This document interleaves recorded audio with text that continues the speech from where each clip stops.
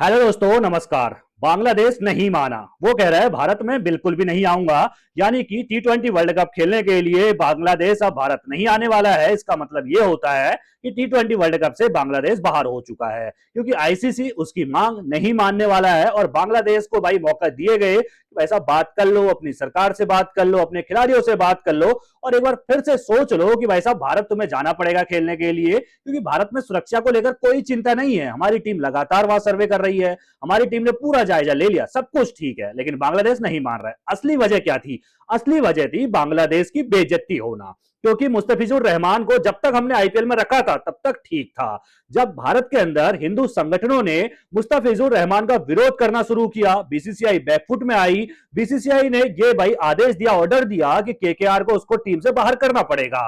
KKR ने मुस्तफिजुर रहमान को बाहर कर दिया, तो उसके बाद बांग्लादेश को चुल मच गई कि वहां पर सुरक्षा नहीं है, यानी कि हमारे खिलाड़ी वहां पर सुरक्षित नहीं है। आईसीसी को पत्र लिख दिया। आईसीसी ने कहा कि दोबारा सोचो। फिर आईसीसी को पत्र लिख दिया कि हमने सोच लिया भाई, हम नहीं जाएंगे। उसके बाद फिर आईसीसी ने कहा कि सब कुछ ठीक है मेरे भाई, वहां पर तुम्हें जाना चाहिए, लेकिन उसके बावजूद भी बांग्लादेश नहीं सुधरा। फिर आईसीसी ने अल्टीमेटम दिया 24 घंटे का कि भाई साहब 24 घंटे और दे रहे तुमको, जाओ अपनी सरकार से बात करो और सोच लो, इससे तुम्हारा ही घाटा है, इससे हमारा कोई घाटा नहीं है, इससे भारत का कोई घाटा नहीं है। और जो तुमको उकसा रहा है ना पाकिस्तान, उसका भी इससे कोई घाटा नहीं है, इससे तुमको घाटा होगा। फिर भी बांग्लादेश नहीं सुधरा और अब बांग्लादेश का अंतिम समय आ चुका है, यानी कि 24 घंटे का अल्टीमेटम भी खत्म हो चुका है। और बांग्लादेश की तरफ से, सरकार की तरफ से जो खेल सलाहकार है वो मीडिया के सामने आते हैं और वो कहते हैं कि भाई हम अपने फैसले पर अडिग हैं, यानी कि आईसीसी ने हमारे साथ अच्छा नहीं किया। वो भाई इल्जाम किस पर लगा रहे हैं? आईसीसी पर लगा रहे हैं कि आईसीसी ने हमारे साथ अच्छा नहीं किया, हमारे साथ जो है वो फैसला नहीं हुआ है, हमें इंसाफ नहीं मिला है। हमें लगा था कि हमारे मैच श्रीलंका में होंगे, लेकिन उसके बावजूद भी भारत ही हमें खेलने के लिए भेजा जा रहा है, लेकिन हम जो है अपने फैसले पर अडिग हैं और हम भारत में सुरक्षा का हवाला देते हुए खेलने से इनकार करते हैं। एक तरीके से बांग्लादेश ने टी20 वर्ल्ड कप का बहिष्कार कर दिया है। अब सवाल यह उठता है, बांग्लादेश बाहर हो गया तो कोई खिलाड़ी, कोई नई टीम जो है वो अंदर आएगी टी20 वर्ल्ड कप के लिए, तो वो टीम है स्कॉटलैंड। अगर देखिए भाई बांग्लादेश अब लगभग बाहर है, नहीं खेलेगा, तय हो चुका है, क्योंकि आईसीसी ने आखिरी वार्निंग दी थी 24 घंटे में तुम्हें बताना है। अब यहां पर बांग्लादेश जो है प्रेस कॉन्फ्रेंस करने आ चुका है, कह रहा है कि भाई हम नहीं जाएंगे, तो अब स्कॉटलैंड जो है वो टी20 वर्ल्ड कप में हमें खेलता हुआ नजर आएगा। बांग्लादेश वाला अब तो बांग्लादेश का रहा नहीं, लेकिन जो ग्रुप सी था उसमें से तौर पर बांग्लादेश था, उसके सारे मुकाबले फिक्स हो चुके थे। नेपाल से उसको खेलना था, इटली से उसको खेलना था, इंग्लैंड से उसको खेलना था और वेस्ट इंडीज से उसको खेलना था। यानी कि अब बांग्लादेश की जगह स्कॉटलैंड इन टीमों के साथ खेलेगा। यानी कि इस ग्रुप की अगर हम बात करते हैं दोस्तों, तो अब स्कॉटलैंड है, इटली है, नेपाल है, इंग्लैंड है और वेस्ट इंडीज है। ये 5 टीमें अब ग्रुप सी में बची हुई है।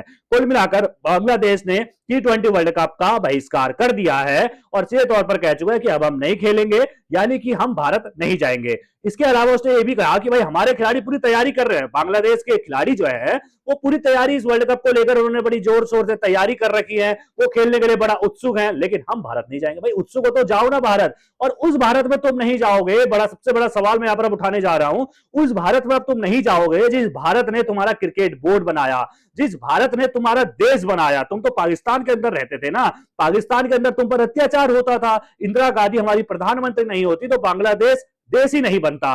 पाकिस्तान को हमने तोड़ा, दो टुकड़ों में तोड़कर एक पाकिस्तान बनाया, एक बांग्लादेश बनाया 1971 में। अगर भाई इंदिरा गांधी प्रधानमंत्री ये काम नहीं करते तो अभी पाकिस्तान के अंदर ही सड़गल रहे होते। तुम पर जिस तरीके से अत्याचार हो रहा था वो होते रहता।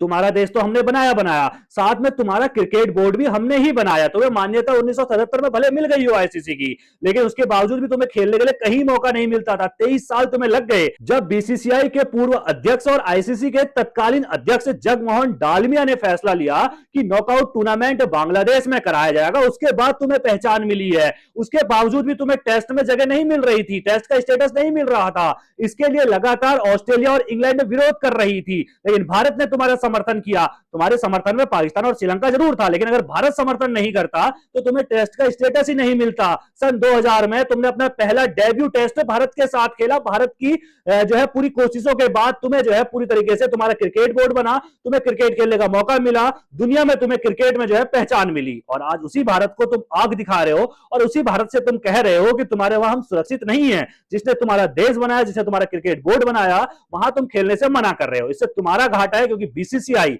सिर्फ तुम्हारा नहीं, पाकिस्तान का भी नहीं, श्रीलंका का भी नहीं, पूरी दुनिया का जो है ना वो सबसे बड़ा क्रिकेट बोर्ड है, यानी कि भारत जो है पूरी दुनिया का सबसे बड़ा क्रिकेट बोर्ड है, क्योंकि भारत की जनसंख्या पूरी दुनिया में सबसे अधिक है। हम चीन को भी पछाड़ चुके हैं, सबसे अधिक जनसंख्या भारत में, सबसे अधिक युवा भारत में है। अगर भारतीय क्रिकेट देखना छोड़ दें तो भाई क्रिकेट में कोई इंटरेस्ट ही नहीं लेगा, क्योंकि दुनिया के कई देशों में फुटबॉल देखा जाता है, क्रिकेट तो देखा ही नहीं जाता।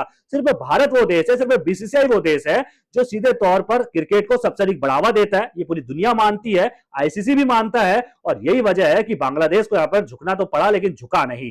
अगर झुक भी जाता तो फिर ये बात हो जाती कि थूक के चाट दिया, क्योंकि पहले बोला नहीं जाएंगे नहीं जाएंगे, पहले बोल रहा था कि सुरक्षा हवालों से नहीं जाएंगे, उसके बाद दोबारा ये कहने लग जाता है कि भाई हमारी बेइज्जती हो जाएगी इसलिए हम नहीं जाएंगे, फिर से वही राग अलाप रहा है कि भाई सुरक्षा का हवाला। कुल मिला के सीधा सा मतलब है कि तुम्हारी बेइज्जती हो जाएगी इसलिए तुम नहीं आ रहे हो, कि तुमने मुस्तफिजुर रहमान को बाहर कर दिया, यानी कि आईपीएल से मुस्तफिजुर रहमान का तुमने पत्ता काट दिया।